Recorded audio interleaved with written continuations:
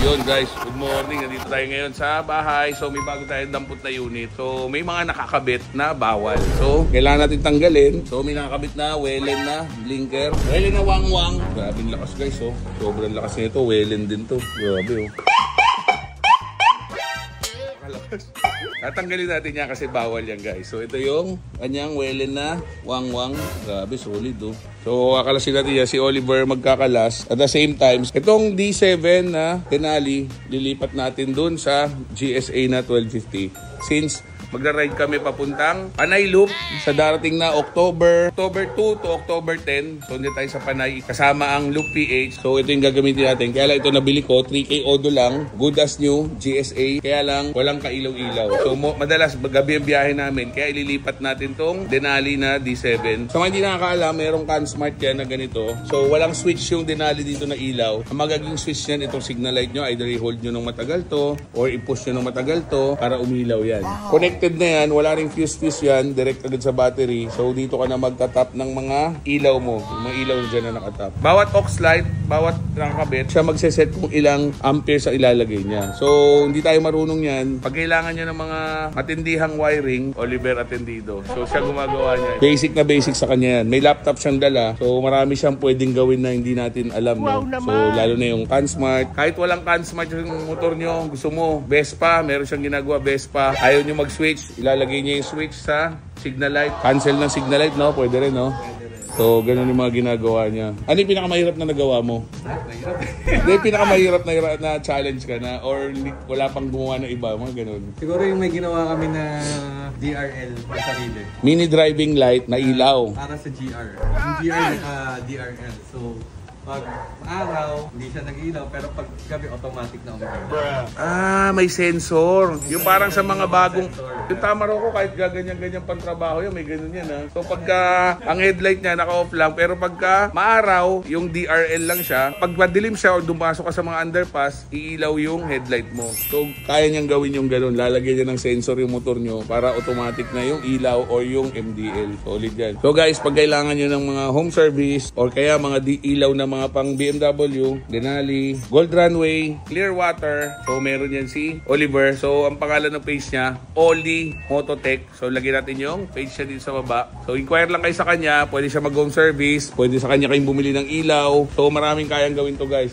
Ang isa pang pinakamahirap na ginawa niya sa akin pala. So meron akong R90 na sira yung multifunction gauge dito sa left side. Pag binili ko sa BMW na sa 30,000, ang problema, walang stock nung para dun sa R90 na yun. So may nabili kami, may cruise control, parang ganito. Since wala namang cruise control yung motor ko na R90 na yun, so hindi namin pwedeng ikabit doon dahil magmumukhang parang sira yung cruise control. Pero totoo nun, wala talagang cruise control yung R90 na yun. So ang ginawa namin, laman loob na ito, pinagpalit niya dun sa multifunction gauge na stock nung R90. Siya rin gumawa nun guys. So pag may mga sira yung motor nyo, BMW, yung mga mahirap na paggawa, lalo na sa electrical wiring. So basic yan kay Boss Oliver. Check nyo guys, Oli Mototech. A few moments later. So yun guys, natanggalan natin yung ilaw dito, yung blinker, yung wang-wang. So malinis na to. So may box pa rin yan.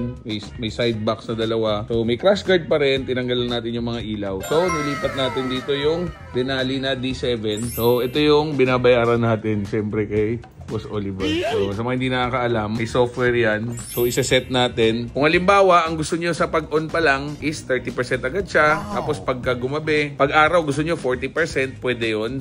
Tapos, kung halimbawa gusto nyo nakailaw tong Denali, tapos pagka nag-signal light ka, mamamatay siya kusa, pwede nyo iset yun. Pero sa case ko, hindi ko siya sinet. Ang sinet ko lang sa high, pagka nag-high ako or passing, magwa 100% tong dalawang Denali. So, ang switch pala, sa mga hindi nakakaalam, kaya tayo nagkakabit ng CanSmart. So, wala na switch yan. Ang pinaka-switch natin is yung cancel ng signal light, yung gitna. So, pag inold natin yan, 1, 2, 3, 4, 5 seconds, mamatay na yan. Pag inold naman natin, 1, 2, 3, 4, bubuhay siya. Tapos, pag gusto nyo baguhin yung dim, gusto nyo liliwanag, gusto nyo didilim, so ile-left natin to. 1, 2, 3, 4, 5. Pag nag-blink na ganyan, pwede natin adjust dito. Yan o, lumilakas, humihina. Dito natin ina-adjust guys o, itong dial na to. Yan o, malakas, humihina. Parang 10% hanggang 100%.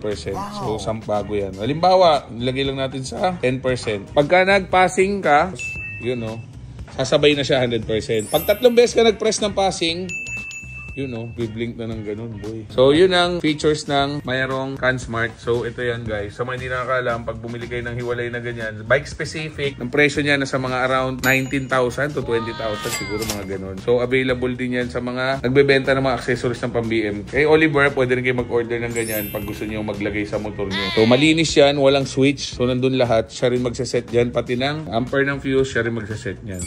So, all goods na to. So, sinet lang natin yung gusto kong setting. Pag nag-horn ako, Flashing muna.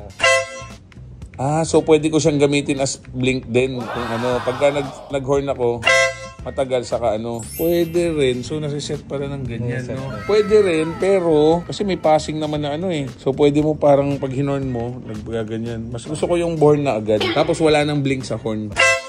Tapos, gusto ko mag-blink, dito ako. Passing, yun, 3 bundle. Yan, all goods na yan. So, galing guys, sobrang dami setting.